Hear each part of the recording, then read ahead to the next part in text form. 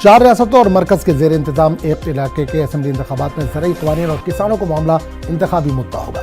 अभी तक की तशहीरी मुहिम से इस बारे में कुछ वसूख से नहीं कहा जा सकता, लेकिन किसान अपनी बात को इन रियासतों के अवाम के सामने रखना चाहते हैं। इसी कड़ी में किसानों की वहाँ पंचायत और प्रेस कॉन्फ्रेंस आज मगरबी बंगाल में। किसान लीडर राकेश टिकैत आज कोलकाता और नंदीग्राम में रैली करेंगे। टिकैत और दीगर किसान लीडर इन रैलियों से खिताब करेंगे और मरकज की ज़रूरी पॉलिसी और कवानीन की खामियों को उजागर करेंगे।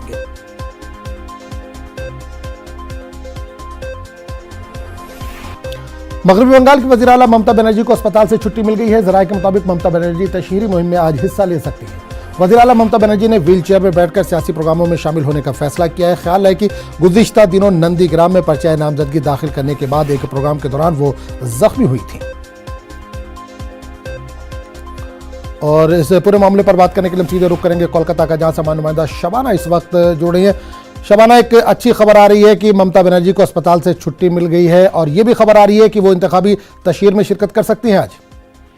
बिल्कुल, जिस तरह से आप देखें कि ममता बनर्जी ने अस्पताल के बेड से ही एक वीडियो पैगाम जारी किया था और उन्होंने कहा था कि उनके पैर में तकलीफ है, दर्द है, लेकिन उसके बावजूद वे किसी भी सियासी प्रोग्राम को कैंसिल नहीं करेंगी और हर प्रोग्राम में शामिल होंगी। साथ ही साथ उन्होंने कहा था कि वो व्हील चेयर पर ही बैठकर कुछ दिनों तक अपने प्रोग्राम में शामिल होंगी।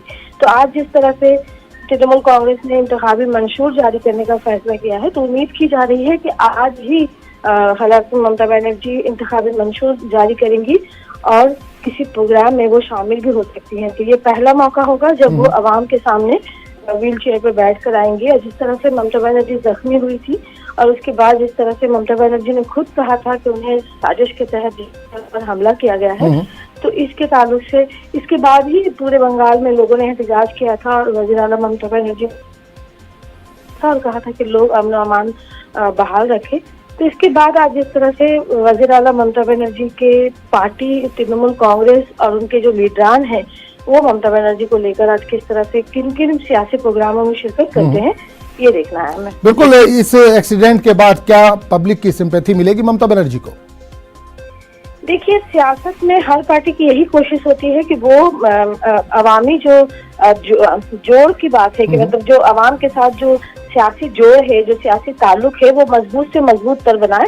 और ऐसे मौके पर जब इलेक्शन सामने है तो ममता बनर्जी, जाहिर सी बात है कि जिस तरह से तृणमूल कांग्रेस, हम कहें कि ममता बनर्जी के जख्मी होने के बाद तृणमूल कांग्रेस की ये कोशिश होगी पार्टी के लीडरान की कि वो वज़ीर आला ममता बनर्जी को अपने साथ जो है अपने सियासी प्रोग्रामों में ज्यादा से ज्यादा शामिल कर सके। लेकिन जिस तरह से उनकी हेल्थ है उस पर भी ध्यान रखना जरूरी है। लेकिन जिस तरह से तृणमूल कांग्रेस पार्टी है और उसके लिए ममता बनर्जी ही एक बड़ा और कामयाब चेहरा माना जाता है, तो ऐसे में ममता बनर्जी को छोड़कर तृणमूल कांग्रेस के लिए किसी भी सियासी प्रोग्राम को करना बहुत ही मुश्किल है। और ऐसे मौके पर जब बीजेपी की जानिब से वजीर आजम समेत वजीर दाखिला बंगाल का दौरा करने वाले हैं, 18 और 20 को वजीर आजम बंगाल के मुख्तलिफ जिलों का दौरा करेंगे। वहीं वजीर दाखिला 15 और कल जो है वो खड़गपुर में, 14 और 15 मार्च को वो खड़गपुर में प्रोग्राम करेंगे और झारग्राम में प्रोग्राम करेंगे। तो ऐसे में जिस तरह से वजीर दाखिला और वजीर आजम प्रोग्राम में शामिल हो रहे हैं, बीजेपी के इंतखाबी तशहीर में शामिल हो रहे हैं, तो वजीर आला ममता बनर्जी के लिए भी ऐसे हालात में, हालांकि वो जख्मी हैं, उनको जो है वो सियासी प्रोग्रामों में निकलना पड़ेगा। और जिस तरह से लोगों की जो एक हमदर्दी है वो कहीं ना कहीं वज़ीर आला को मिलेगी, क्योंकि जिस तरह से वज़ीर आला जख्मी हुई थी और उसके बाद से ही लोग जो है नाराजगी का इजहार कर रहे थे।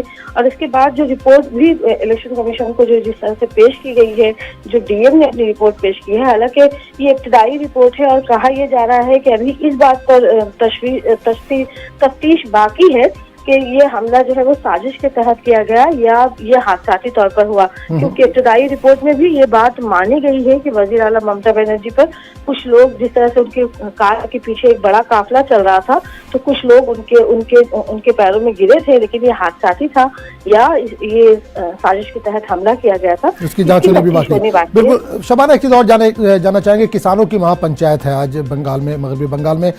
राकेश टिकैत आज कोलकाता पहुंच रहे हैं, नंदीग्राम में भी वो एक रैली से खिताब करेंगे।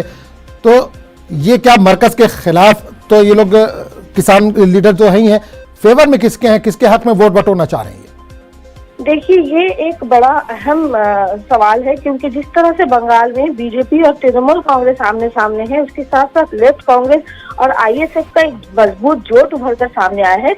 ऐसे मौके पर जब इसी महीने में इलेक्शन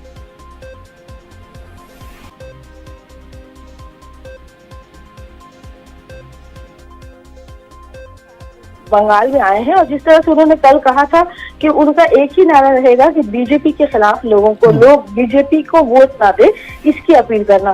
तो ये कहीं ना कहीं मरकज की जो किसान कानून है उसके खिलाफ किसानों की नाराजगी बीजेपी के लिए एक बड़ी मुश्किल पैदा कर सकती है बंगाल में, क्योंकि बीजेपी ने बंगाल की सियासत पर जिस तरह से कदम जमाया है और जिस तरह से उनके बड़े लीडरान कह सकते हैं कि बंगाल में सियासी इंतखाबी जो है वो तशहीर कर रहे हैं, तो ऐसे मौके पर किसानों का जो है वो महापंचायत बंगाल में होना, कोलकाता में होना और खुद नंदीग्राम में होना, ये बीजेपी के लिए एक बहुत बड़ी चुनौती हो सकती है। चलिए, बहुत बहुत शुक्रिया शबाना इस तमाम जानकारी के लिए। दरअसल